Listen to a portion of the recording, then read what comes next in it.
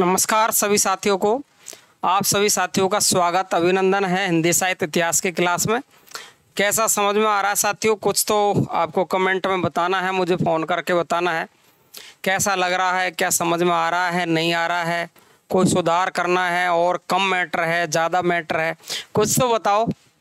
तो हिंदी साहित्य इतिहास की क्लास में पिछली क्लास में अपन पढ़ रहे थे सिद्धों को। हमने सिद्धों को पढ़ा, सिद्धों की भूमिका को पढ़ा और उसके बाद में सिद्धों की कंप्लीट जितनी भी सारी विशेषताएं थी उनको पढ़ा। और आपके 6 सिद्ध थे प्रमुख जिनको अपन ने पढ़ लिया है कंप्लीट पिछली क्लास में। अब इस क्लास में एक छोटी सी क्लास में मैं ये देना चाहता हूँ आपको कि एक तरफ तो सिद्धों की विशेषता, फिर एक तरफ नाथ और एक तरफ संत, तीनों की तुलनात्मक स्थिति को मैं आपको बताना चाहता हूँ। वो मैं आपको बता कर रहूँगा, चाहे वो 15 मिनट की बन चाहे 20 मिनट की बन। यहाँ जाके आपका सिद्ध साहित्य में ख़त्म कर दूंगा, फिर मैं आपको स्पेशल नाथ साहित्य पढ़ाऊँगा, ठीक है ना। तो छोटी क्लास से कोई फ़र्क नहीं है, आप जुड़ते चलिए और एक एक चीज़ को समझते चलिए, ठीक है भाई। तो अपन देखिए यहाँ पर आज इसका क्लास 23 अपन पढ़ चुके हैं पिछली क्लास में। तो अपन यहाँ पर पढ़ने वाले हैं क्लास नंबर 24 को, क्लास नंबर 24, ठीक है भाई। और अपन पढ़ेंगे सिद्ध साहित्य की, या अपन पढ़ेंगे सिद्ध नाथ और संत साहित्य की तुलनात्मक स्थिति को।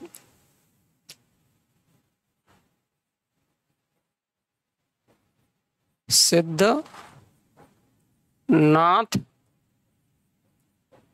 संत साहित्य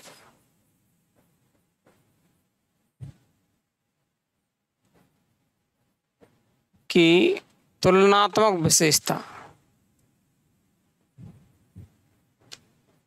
की तुलनात्मक विशेषता या तुलनात्मक स्थिति, ऐसे ही कह दो आप, ठीक है ना भाई। ये अपन पढ़ने वाले हैं, क्लियर है। तो देखिए आपको एक तरफ तो लिखना है यहाँ पर, एक तरफ तो लिखना है यहाँ पर सिद्ध, है ना। एक तो अपन करेंगे सिद्धों की बात, और बताओ एक किसकी करेंगे अपन? एक होगा आपका नाथ और एक कौन होगा बताओ? संत। ये है आपका संत का संत, ठीक है ना। थोड़ा सा नाथ को अपन यहाँ तक ले लेते हैं, अपन सिद्धों को यहाँ तक अपन ले लेते हैं नाथ, और इधर बच जाएगा आपका संत। अपन का सारणी में अपन को और सुधार करना पड़ेगा इसमें।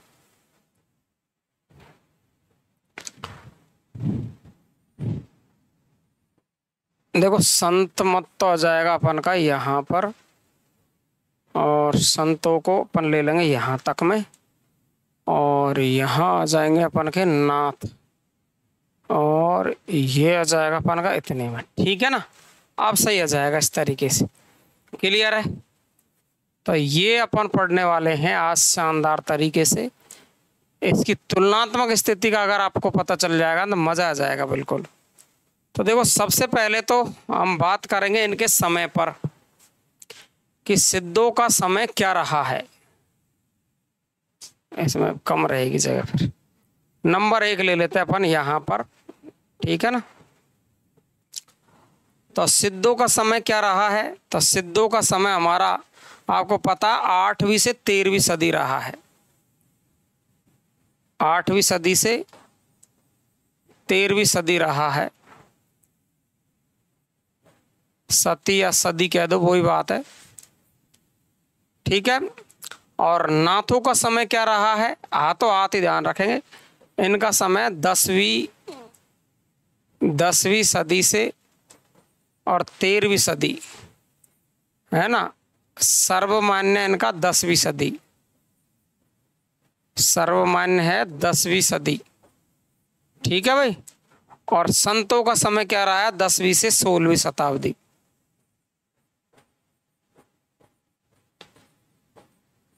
एक विशेषता था तुलनात्मक आपकी यहां पर याद हो गई, समय हाथों हाथ याद रखेंगे। क्लियर है? चलो पॉइंट नंबर 2 देखेंगे अपन। पॉइंट नंबर 2 सिद्ध है, वो देखो इनमें महासुखवाद है साधना में। यदि इनकी बात करें साधना की, साधना, तो यहां देखो महासुखवाद मिलता, नारी सहवास सुखवाद बताया ना मैंने आपको, नारी के साथ रहना, मौज मस्ती करना, महासुखवाद, नारी सहवास है ना, नारी सहवास है। इसके अलावा वामाचार है, गुह्य साधना है ना, वामाचार साधना है, गुह्य साधना है। इसके अलावा आपकी पंचमकार है, पंचमकार साधना है। ठीक है ना, ये सब की सब साधना आपकी किसकी है, किनकी है? ये आपकी सिद्धों की। ये हुआ ना, एक मिनट। और इसके बाद अपन देखें नाथों की, तो योग साधना पर बल दिया है।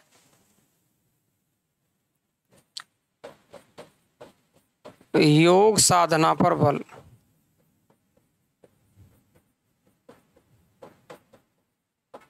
बल दिया है। और इधर अपन देखेंगे तो काया साधना की बात करता हूं, 1 मिनट होल्ड रखें।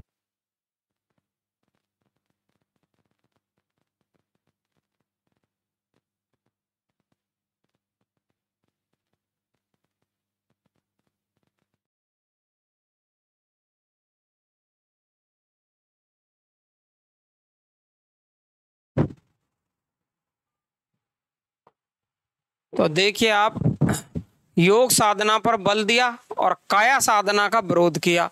काया का मतलब शरीर साधना, शरीर साधना, ये वामाचार, महासुखवाद, नारी के साथ सहवास करना, इसका विरोध किया है इन्होंने। किन्होंने? नाथों ने।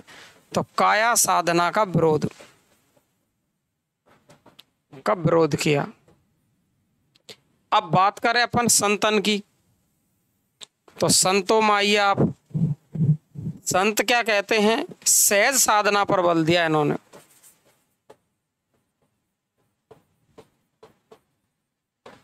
सहज साधना पर। अब मैं इसलिए लिखा रहा हूं ये सब कि आपको आगे चल के क्लियर हो जाए, क्योंकि मैंने सिद्ध तो आपको पढ़ा दिए हैं, सिद्ध तो मैंने आपको पढ़ा दिए हैं। अब जो मैं पढ़ाऊंगा आपको, वो मैं नाथ पढ़ाऊंगा और संत पढ़ाऊंगा। तो नाथ और संतों का अंतर आपको यहीं पे पता चल जाएगा और वहां पे दोबारा समझ में जाएगा, है ना भाई। तो आपका सीधा देखेंगे अपन, महासुखवाद, वामाचार, गुह्य साधना, पंचमकार, ये विशेषता रही है सिद्धों की, ये साधना पत्ति रही है। जबकि अपर नाथों की देखें तो योग साधना पर बल दिया, योगी बाबा थे ये तो, और काया साधना का विरोध किया है। और सहज साधना पर बल देने वाले थे संत। मस्ती होके जियो, मौज लो, ये भगवान का नाम याद करो, ये है सहज साधना संतों की। क्लियर है भाई? चले क्या? इसी तरीके की सारणी में इधर बना रहा हूं अभी। तो पहले अपन का यहाँ तो होगा एक, देखो तीनों की, ये तो दूसरी विशेषता लिख दी अपन ने, तीसरी ये तीनों में ही मिलती है। एक विशेषता है विशेष, जो ये आपकी तीनों में मिलती है, गुरु का महत्व। गुरु को तो सबने महत्व दिया, चाहे कितना ही खराब आदमी हो भले से, गुरु को महत्व कुछ लोग ही नहीं देते दुनिया में, गुरु को महत्व। और इन्होंने भी गुरु को महत्व दिया है। ऐसी कौन सी विशेषता है जो तीनों में मिलती है? वो है गुरु को महत्व। ठीक है ना भाई, गुरु को महत्व, को महत्व। तो मैंने आपको 3 विशेषता लिखा दी। समय की बात करूं मैं तो आपका यहाँ पर सीधा सीधा 8वीं से 13वीं सदी है ना, और इनका 10वीं से 13वीं सदी, 10वीं से 16वीं सदी संतों का समय है। इनका जो ज़्यादातर सर्वमान माना था 10वीं सदी, और इनका सर्वमान इसका 7वीं भी आता है कहीं कहीं पर, बाकी 8वीं सर्वमान्य है। ठीक है भाई। साधना महासुखवाद, वामाचार, गुह्य साधना, पंचमकार आदि है। योग साधना इनकी नाथों की है, काया का विरोध किया है, शरीर सुख भोग का विरोध किया है नाथों ने, और यहाँ सहज साधना पर बल दिया है। गुरु को जो महत्व दिया है वो तीनों की तीनों साहित्य में आपका गुरु को क्या दिया गया है, महत्व दिया गया है। क्लियर है बिल्कुल, एक एक। चलो 3 पॉइंट हो गए आपके। अगला चलते हैं अपन चौथे पॉइंट पर। यहां अपन ने लिखे थे, यहां लिखे थे अपन ने सिद्ध, यहां लिख रहे थे अपन नाथ, और यहां लिख रहे थे अपन संत। ठीक है भाई, तो यहां तो अपन लगा रहे थे क्रम इस तरीके से, ये वाला है ना, और ये वाला।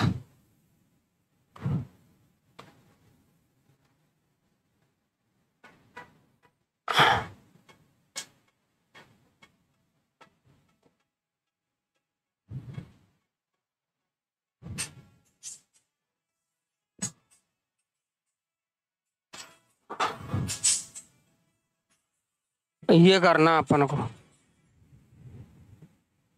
ठीक है ना भाई।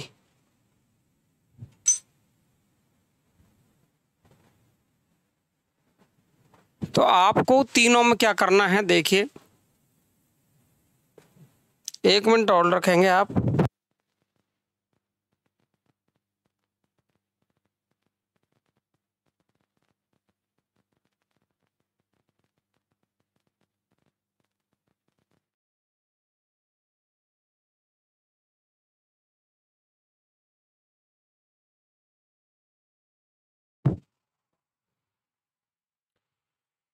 तो यहाँ अपन देख रहे थे, अपन ने कितनी विशेषताएं पढ़ी है, यहाँ पर 3 विशेषता पढ़ ली ना। चौथी विशेषता सही, शास्त्रवाद का विरोध और लोकवाद की प्रतिष्ठा की है, ये थी अपन की चौथी विशेषता। तो देखो इन्होंने किया है शास्त्रवाद का विरोध, शास्त्रवाद का विरोध किया है इन्होंने तो, और लोकवाद की प्रतिष्ठा, लोकवाद की प्रतिष्ठा ये किसने की है, आपकी सिद्धों ने। अब बात करेंगे अपन नाथों की, नाथों ने क्या किया है, शास्त्रवाद का विरोध और लोकवाद की प्रतिष्ठा। यहां पर भी शास्त्रवाद का विरोध है, लोकवाद की प्रतिष्ठा है।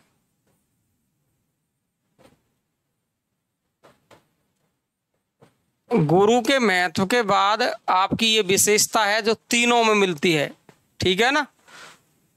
सबसे महत्वपूर्ण गुरु की बात है, यहाँ शास्त्रवाद का विरोध तीनों में मिलता है। शास्त्रवाद का विरोध,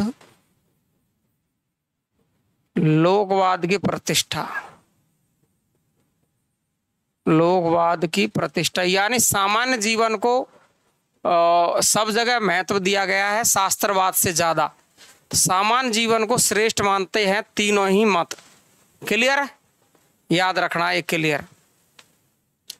तो सबसे पहले तो गुरु का महत्व ऐसा है जो तीनों जगह मिलता है, और गुरु के महत्व के बाद आपका ये मत है जो शास्त्रवाद का विरोध है, लोकवाद लौकिक जीवन को सबने श्रेष्ठ माना है, वो आपके तीनों में ही मिलता है, सिद्ध, नाथ और संत में। अगला पॉइंट लेते हैं अपन, जाति पाति वर्ग की निंदा की है, और यहाँ पर तीसरे नंबर पर एक ये ऐसी विशेषता जो तीनों जगह पर एक ही मिलती है ना, जाति पाति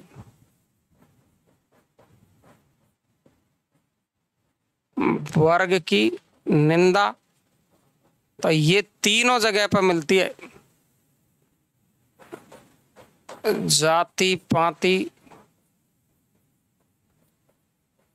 वर्ग की निंदा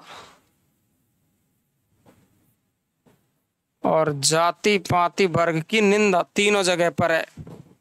वैसे इनकी तीव्र निंदा है, इनकी वर्ग की निंदा की है, इन्होंने तीव्र निंदा की है, वर्ग की तीव्र निंदा, इस शब्द पर जवाब देना, तीव्र निंदा की है। और नाथों के प्रभाव से संतों ने भी तीव्र निंदा की है, नाथों के प्रभाव से, नाथों के प्रभाव से, नाथों के प्रभाव से तीव्र निंदा की है। किसकी? जाति पाति की। ठीक है ना, क्लियर है क्या?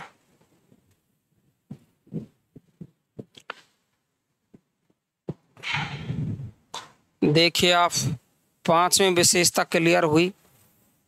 छठी विशेषता पर अपन चर्चा करें तो देखिए, नारी सहवास पर बल दिया है, नारी साधना का मार्ग बताया इन्होंने। नारी सहवास यानी नारी के साथ रहना, नारी को भोग, नारी के साथ भोग करना, नारी सहवास पर बल दिया है इन्होंने। और नारी को साधना का मार्ग बताया है, नारी को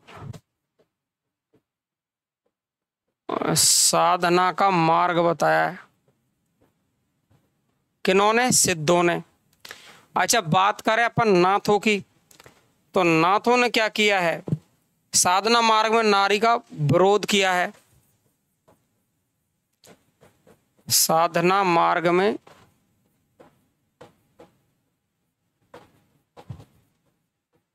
नारी का विरोध किया है। संतों ने नाथों के प्रभाव से नारी का विरोध किया है। नाथों के प्रभाव से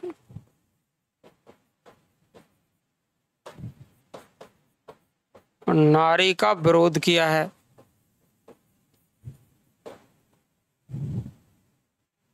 क्लियर है? देखो आप समझ लो अच्छे तरीके से।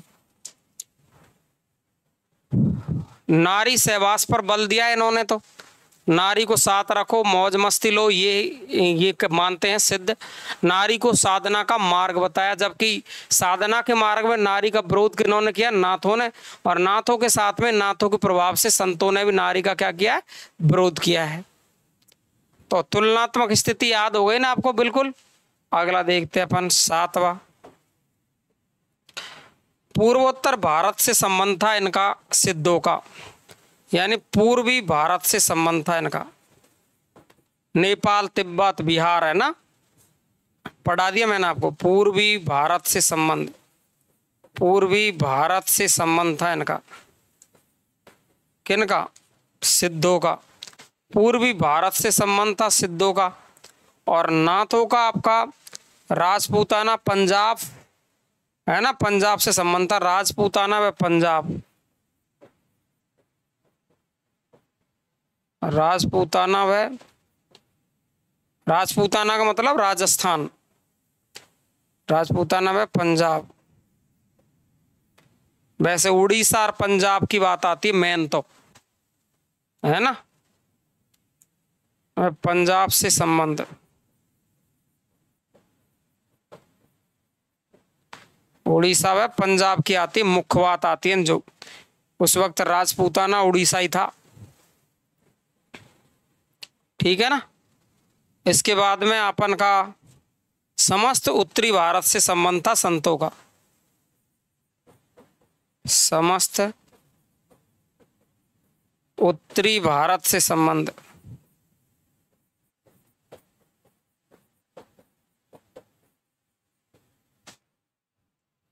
आप देख रहे हो ये विशेषताएं जो बताई है मैंने।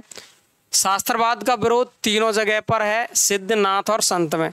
जाति पाति वर्ग की निंदा तीनों जगह पर है, लेकिन बात यह है कि नाथ और संतों ने तीव्र निंदा की है, जबकि उन्होंने केवल निंदा ही की है। नारी सहवास पर बल दिया है, नारी को साधना का मार्ग बताया, जबकि इन दोनों ने विरोध किया है। पूर्वी भारत से संबंध सिद्धों का, और उत्तरी भारत से संबंध है वो संतों का है। राजपूताना, उड़ीसा, पंजाब से संबंध किनका है? नाथों का है। क्लियर है? चलो, ये हो गई अपन की 7 विशेषता। और भी देखेंगे अपन तो, और भी देखेंगे अपन तो यहां तो लिखा था अपन ने सिद्ध, यहां तो लिखा था अपन ने सिद्ध।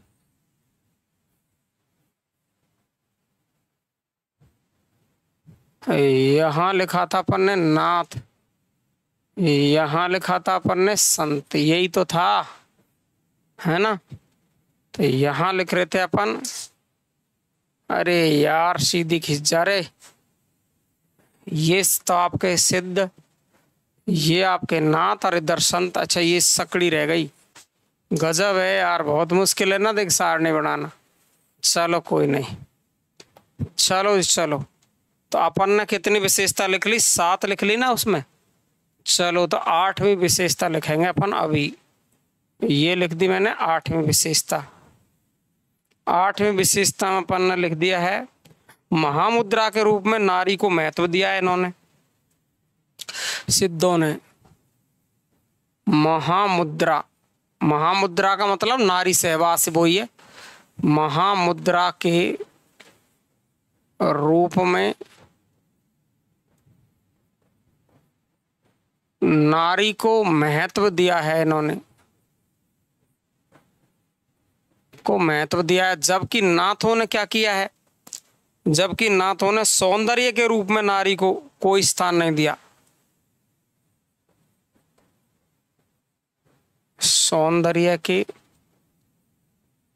रूप में ये तो नारी का विरोध करते थे नाथ, तो नारी का सौंदर्य के रूप में नारी को कोई स्थान नहीं दिया, कोई स्थान नहीं दिया। अब संत मत की बात करो भाई, स्त्री विरोधी नहीं है ये स्त्री विरोधी नहीं है, स्त्री विरोधी नहीं है। अब तुम कहोगे सर इधर तो आपने लिख दिया कि ये तो नारी के विरोधी है। नारी का विरोध किया, नारी का तो विरोध कर दिया इन्होंने, लेकिन ये किस में है, साधना के मार्ग में है। ध्यान रखेंगे, नारी को साधना का मार्ग मारा है, नाथों ने के प्रभाव से नारी का विरोध किया है। कहां पर, साधना के मार्ग में, ये ध्यान रखना, साधना के मार्ग की बात है ये साधना के मार्ग की बात है ये। और इधर मैंने किया है कि स्त्री का विरोध नहीं करते, ये साधना में विरोध करते हैं। नहीं तो स्त्री को, तो स्त्री से इनको क्या दिक्कत है बेचारे इनको, है ना। तो ये है, ये तो महामुद्रा के रूप में नारी को महत्व देते हैं कि नारी सहवास जरूरी है। और ये कहते हैं कि सौंदर्य का कोई स्थान नहीं है, हमको नारी से सौंदर्य कोई पसंद नहीं है, हमें क्या लेना देना नारी से। और ये स्त्री से कोई विरोध नहीं करते हैं, हो जैसी हो हमें कोई मतलब नहीं। ठीक है भाई, अगला चलते हैं अपन। देखो ये है जो आपके सिद्ध है वो अनीश्वरवादी है, अनीश्वरवादी है, यानी ईश्वर को नहीं मानते हैं, ईश्वर को नहीं मानते हैं।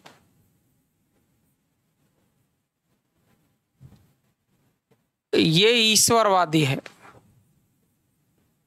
ईश्वरवादी है। और आपके जो कौन है संत, ये भी ईश्वरवादी है, ये भी आपके क्या है, ईश्वरवादी है, ईश्वर को मानते हैं।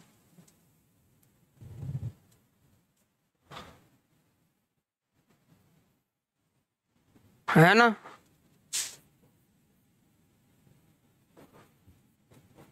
आत्मा परमात्मा में विश्वास नहीं करते हैं।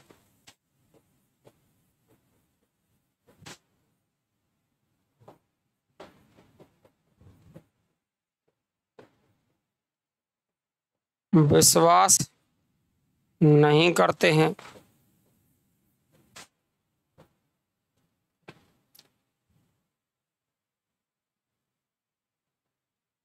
नाथ है ये परमात्मा को मानते हैं।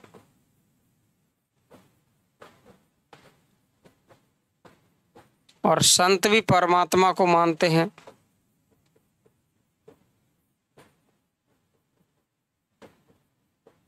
परमात्मा को मानते हैं। चले, तो ये थी आपकी 10 विशेषता। और भी लिखूंगा, अभी तो मैं 2 विशेषता और लिखूंगा बस। तो समझ लो आप, ये अनिश्वरवादी ईश्वर को नहीं मानते, ईश्वरवादी है वो ईश्वरवादी है। आत्मा परमात्मा विश्वास नहीं करते हैं सिद्ध, जबकि ये परमात्मा को मानते हैं, वो भी परमात्मा को मानते हैं। आगे चलते हैं अपन।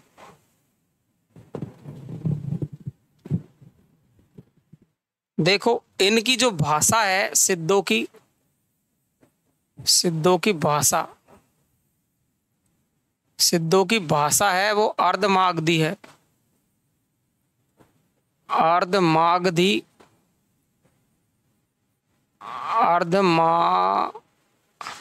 अर्धमागधी अपभ्रंश है,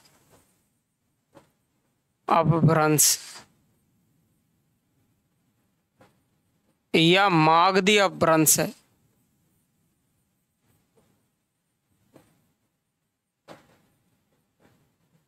किनकी? सिद्धों की। ये किनकी है? सिद्धों की। अच्छा, नाथों की भाषा कौन सी है? सभी को पता है, सदुक्कड़ी है।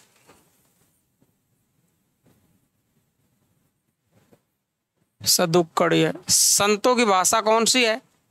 सदुक्कड़ी है, सब जानते हैं।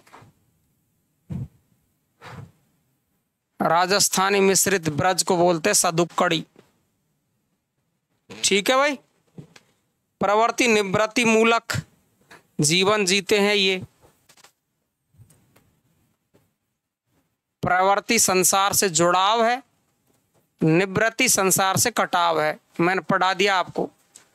प्रवृत्ति निवृत्ति मूलक जीवन जीते हैं, मूलक जीवन जीते हैं। कभी संसार से जुड़ जाते हैं, कभी संसार से कट जाते हैं। ठीक है ना भाई। और ये निवृत्ति मूलक जीवन है, इनका संसार से कोई लेना देना नहीं है नाथों का। निवृत्ति मूलक जीवन, मूलक जीवन है ना भाई।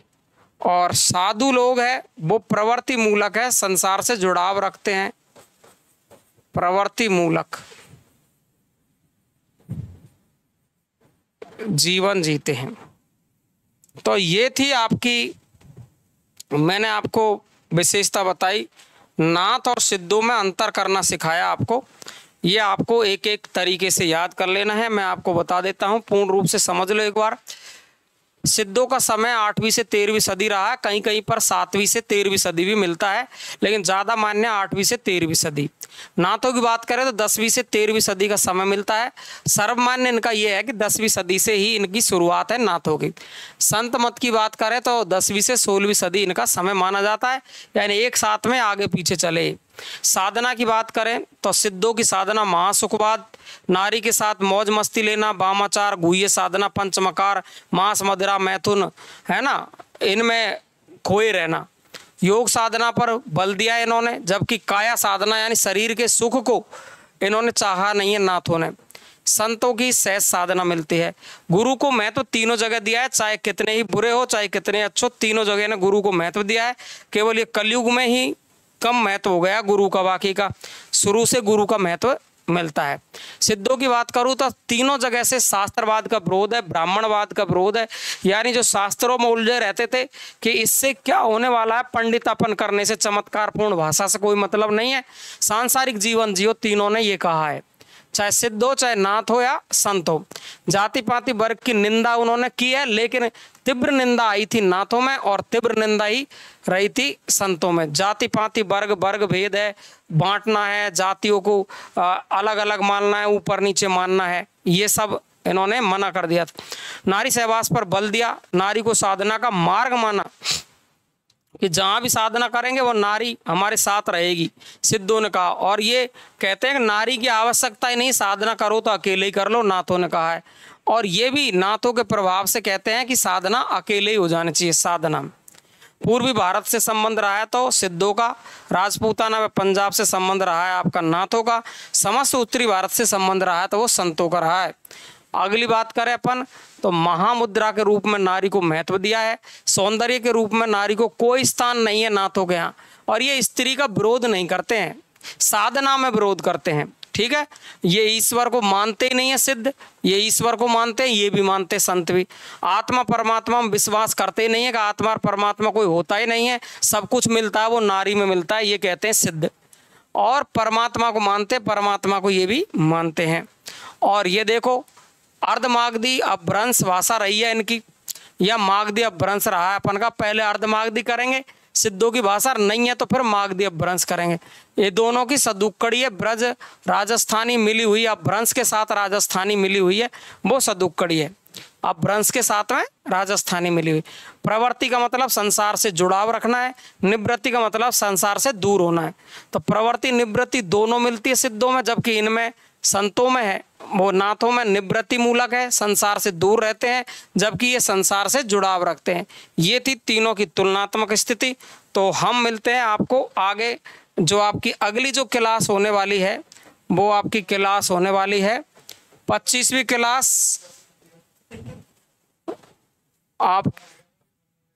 आपकी क्लास होने वाली है 25वीं, और यहाँ से शुरू करेंगे अपन नाथ साहित्य।